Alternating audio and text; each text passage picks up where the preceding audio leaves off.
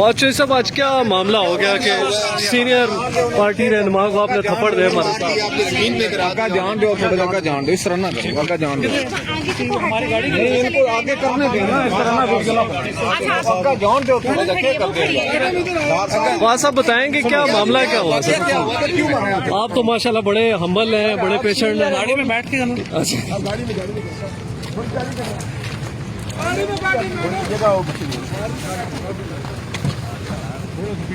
शीशा नीचे करें, शीशा नीचे करें।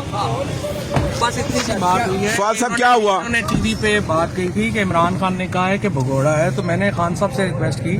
मैंने कहा सर ये बात आपने कही है? उन्होंने कहा बिल्कुल भी बात नहीं की, ना ही ऐसी कोई बात हुई।